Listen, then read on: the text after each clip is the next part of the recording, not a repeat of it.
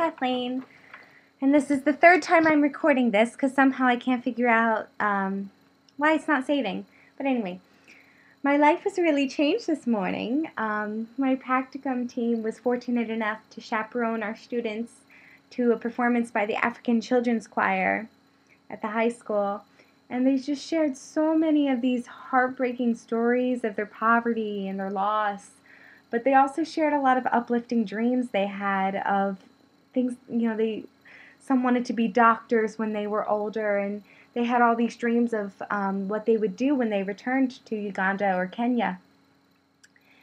Because when they return, being a part of this choir, they will be funded for an education up to the collegiate level, which the people they're growing up with don't have. So this reminded me of real education, not just schooling. So as I was wiping away my tears, something sparked in me to explore music education instead of music class. As I've been observing in some music classes over the past 3 or 4 years, I see a lot of banking and just not enough relation to what our students are going to be experiencing in the rest of their lifespan.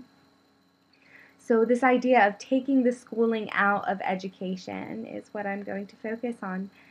And the program they have in Africa is called Music for Life. So music gives possibilities in life, and I will apply this to our own world of school music. I will first explore effects of music in general on the individual, because so often we examine ourselves as music teachers and what we need to understand about ourselves in order to lead these effective classroom communities. But here I would like to focus not on ourselves, not on the educators, but the effect on music experience on people, especially our students. I will reference these remaining sources as I continue. How I will further dive into this idea of educational value when it comes to music is I will ask 3 mothers of children in different ages of development and experiences in music learning. I feel this will give me a balance of idealistic hopes and reality on the other side of the spectrum.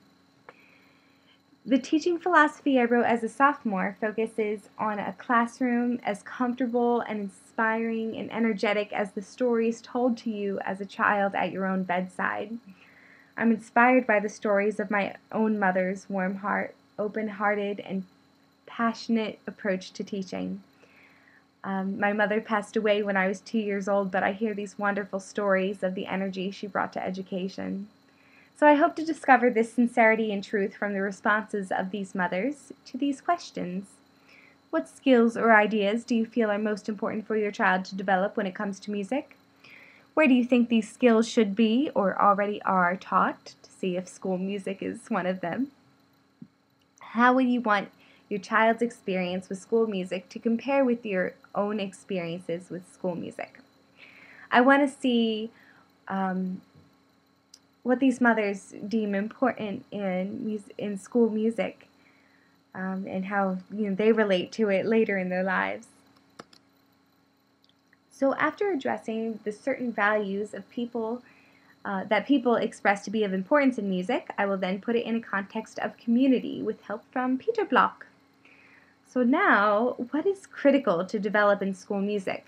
This might reflect the development of the music teacher, helped by Sociology for Music Teachers by Fröhlich, or a curricular design, Understanding by Design.